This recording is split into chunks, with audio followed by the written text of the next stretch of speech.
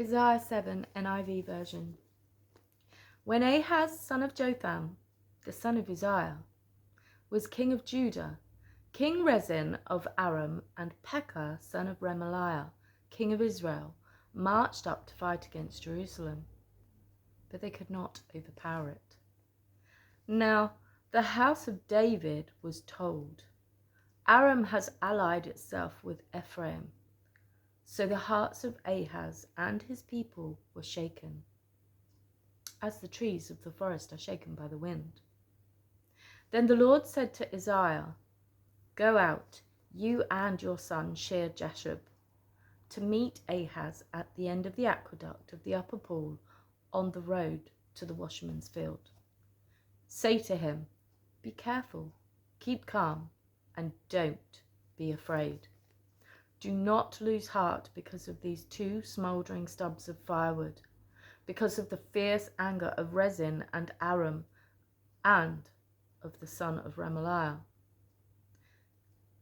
Aram, Ephraim, and Remaliah's son have plotted your ruin, saying, Let us invade Judah.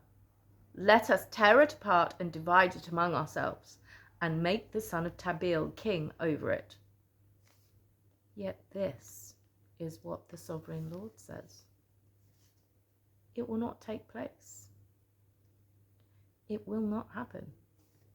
For the head of Aram is Damascus, and the head of Damascus is only Rezin. Within 65 years, Ephraim will be too shattered to be a people. The head of Ephraim is Samaria, and the head of Samaria is only Remaliah's son. If you do not stand firm in your faith, you will not stand at all. Again, the Lord spoke to Ahaz. Ask the Lord your God for a sign, whether in the deepest depths or in the highest heights. But Ahaz said, I will not ask. I will not put the Lord to the test. Then Isaiah said, Hear now, you house of David. Is it not enough to try the patience of men? Will you try the patience of my God also? Therefore, the Lord himself will give you a sign. The virgin will be with child and will give birth to a son and will call him Emmanuel. He will eat curds and honey when he knows enough to reject the wrong and choose the right. But before the boy knows enough to reject the wrong and choose the right, the land of the two kings you dread will be laid waste. The Lord will bring on you and on your people and on the house of your father a time unlike any, since Ephraim broke away from Judah. He will bring the king of Assyria. In that day the Lord will whistle for flies from the distant streams of Egypt and for bees from the land of Assyria. They will all come and settle in the steep ravines and in the crevices in the rocks, on all the thorn bushes and at all the water holes.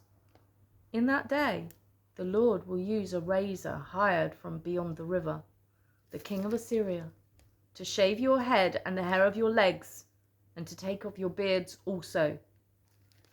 In that day, a man will keep alive a young cow and 2 goats, and because of the abundance of the milk they give, he will have curds to eat.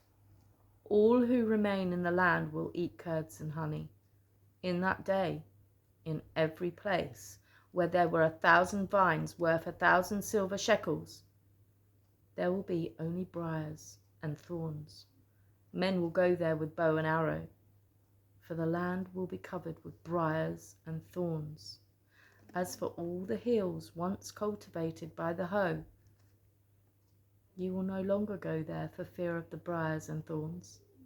They will become places where cattle are turned loose and where sheep run. Thanks for listening. Bye-bye.